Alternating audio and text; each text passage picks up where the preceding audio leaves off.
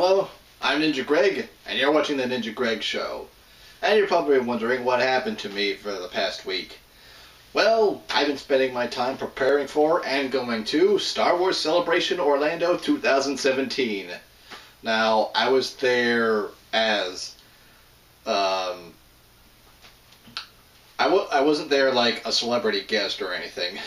Believe me, I wish I was famous enough to get invited to this convention, but no, not quite yet, but that might change with your help if I get a lot more subscribers. Anyways, I was there as an attendee. You know, I bought my ticket, I paid for a hotel, I stayed there. So yeah, that took, because it was a 4-day weekend, it took a pretty good chunk of my time out of time I would normally have for making, editing, and uploading these videos.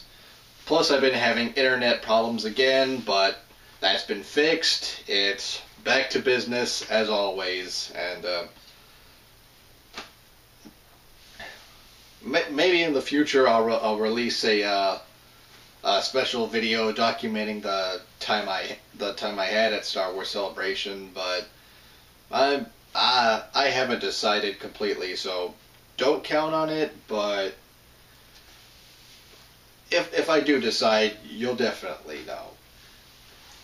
Anyways, let's get on to the review. And this week, I'm reviewing Disney's live-action adaptation of their animated classic, Beauty and the Beast. This one is great. I mean, from seeing this movie, from the first moment they begin that first note of the first song, I felt like I was taken back 20 years to my childhood and I was watching this on VHS all over again. I mean, it's pretty much an exact copy of the animated film. All the songs, all the dialogue, all the characters, it's all there. It's phenomenal. Yeah, some small things are changed, like the way certain scenes play out or how certain dialogue is delivered. They are slightly different, but it's still pretty much the same movie. Some new songs are also added in, but hey, even the animated version released a new song after, I don't know, some special edition of the anniversary or of the DVD or whatever was released, and they added the song Human Again. But Human Again was not in this version. But yeah, it's pretty much the exact same movie you remember from back in the 90s. It's great. It's wonderfully cast, although even though Emma Thompson does a good job as Mrs. Potts, I still kind of prefer the Angela Lansbury performance just a little bit more. And yes, because I'm going to talk, because if I don't talk about this, somebody else is going to bring it up. But yes, before going into this movie, I heard that Disney decided to make this live-action version of LeFou gay. And while it's not obvious, I did see kind of some possible homosexual overtones from certain ways he interacted with Gaston or certain lines he said, but if I didn't go into this movie knowing that, I probably would have gone right over my head. So I was only really aware of it because it had been brought up to me, but